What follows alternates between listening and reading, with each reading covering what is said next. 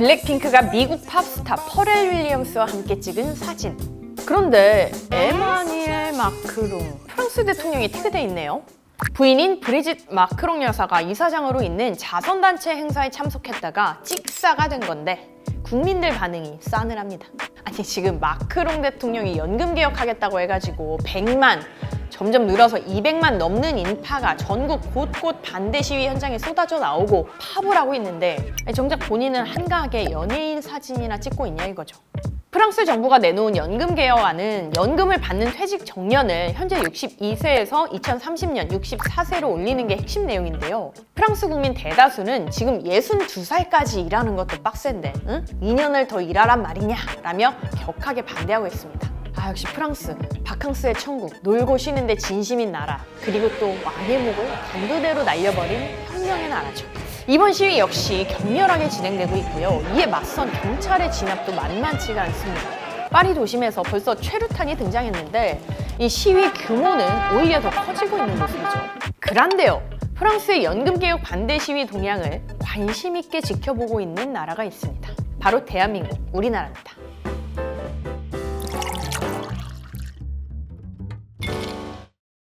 지금 한국에서도 국회에 국민연금개혁특별위원회가 만들어져서 논의를 하고 있습니다. 전 국민이 영향을 받는 초당적이고 민감한 사안이기 때문에 여야가 모두 참여했고 또 전문가로 구성된 민간자문위원회까지 꾸려져서 여러 안을 검토하고 있어요. 왜 지금 연금 개혁을 해야 되냐 먼저 이야기를 해보면요, 간단합니다. 이제 돈 낼 사람은 점점 없어지고 돈 받아갈 사람은 점점 늘어나고 있다는 겁니다. 국민연금이 처음 시행된 1988년 인구 피라미드 한번 보실게요. 한창 경제활동을 하는 인구수, 보험료를 낼 사람이 부양해야 할 인구보다 훨씬 많은 게 한눈에 보이죠. 그런데 이 출산율이 점점 낮아지면서 보험료를 낼 사람은 점점 줄어들고 있고요. 출산율이 높았던 세대가 시간이 갈수록 노년이 돼가는데 이 평균 수명은 또 높아지고 있죠.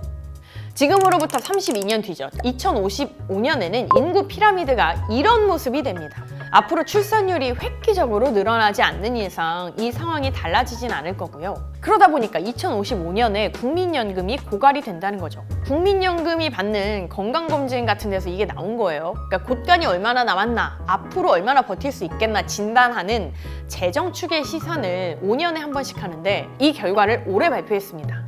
그랬더니 지금 현행대로 가면 2040년까지는 계속 늘어서 1755조 원으로 정점을 찍고 다시 쭉 내려가서 2055년에 고갈될 거다. 이런 분석이 나온 거죠.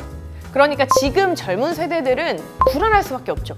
이제 직장 잡고 자리 좀 잡아서 연금 보험료 내면서 열심히 생활하고 있는데 정작 나중에 나는 돈 한 푼 못 받을까 봐요.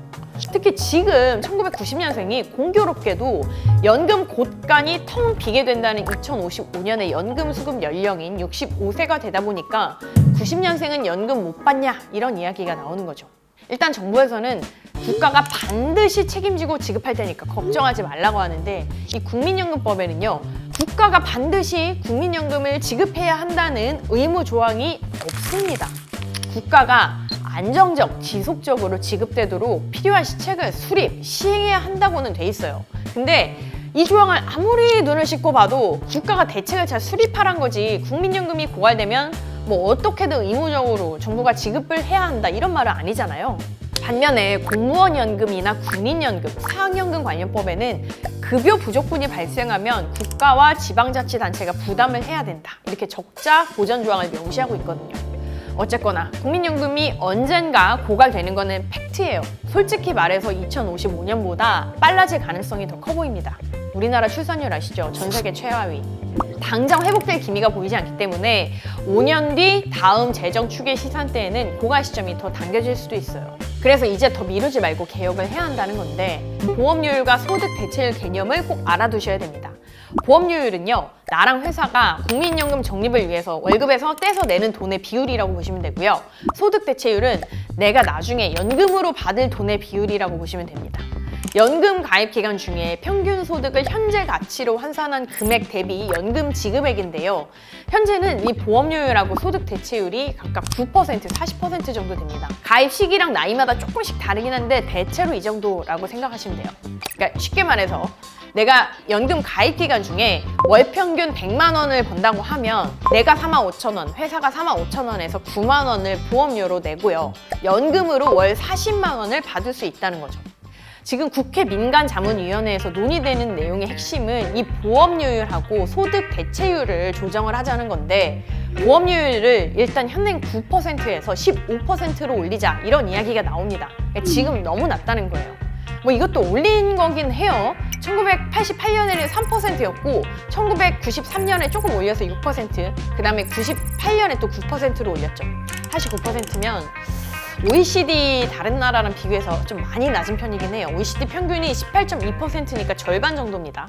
아니 근데 그런데 그건 다른 나라 사정이고 당장 내 월급에서 나가는 돈이기 때문에 민감할 수밖에 없죠. 지금도 떼이는 돈 너무 많다라고 이야기하시는 분들 많잖아요.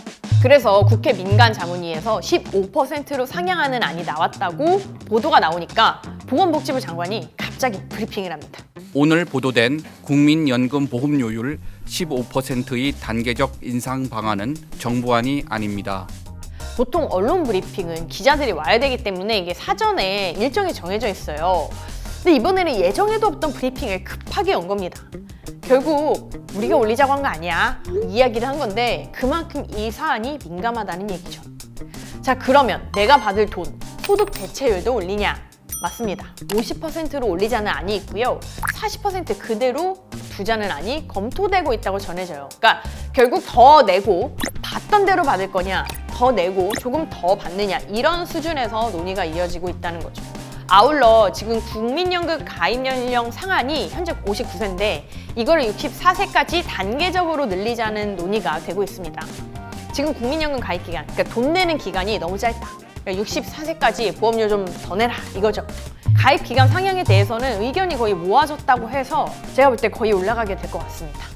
어쨌든 지금 우리나라에서는 이렇게 논의가 되고 있는데, 아까 프랑스 얘기도 했지만 다른 나라는 어떻게 했냐 궁금하죠.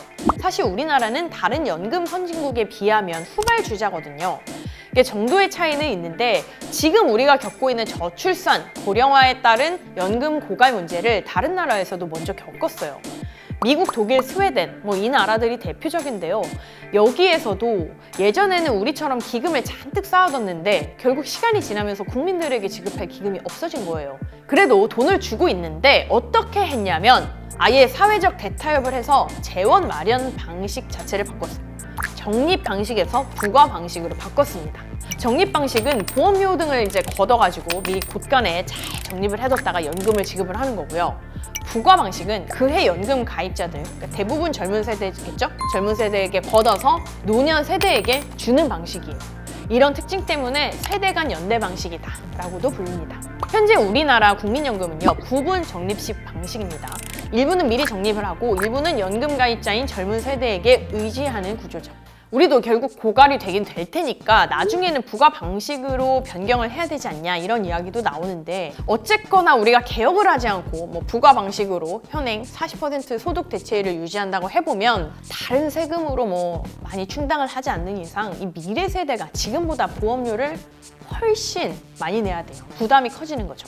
이 경우에 보험료율이 2060년에 거의 30%가 돼야 되거든요. 그 이후에는 점점 더 높아지고, 지금 9%도 많이 떼간다고 사실 아우성인데, 미래 세대에게 국민연금 보험료로만 네가 버는 월급의 30% 이상, 그러니까 지금의 3배를 더 부담해라 라고 얘기하실 수 있을까요? 그러니까 이게 사회적인 논의를 충분히 해서 적절한 시기에 연금 개혁을 시행하지 않으면요, 지금 프랑스보다 더 격렬한 반발이 한국에서 나오지 않으리란 법이 없습니다. 참 쉽지 않은 문제인데 꼭 해결을 하고 넘어가야 되는 거죠. 그래서 당사자인 우리들부터 관심을 좀 가져야 되고요. 지금 불안에 떨고 있는 젊은 세대들이 목소리를 내고 그게 반영되도록 해야 할 것 같아요.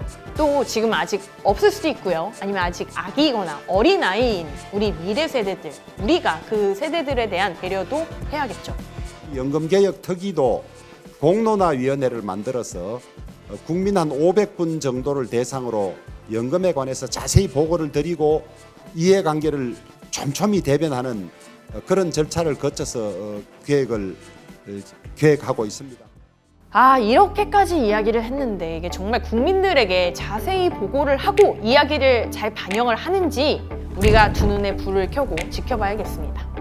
오늘 뉴스 그란데는 여기까지입니다. 깊고 진한 뉴스로 또 찾아뵐게요.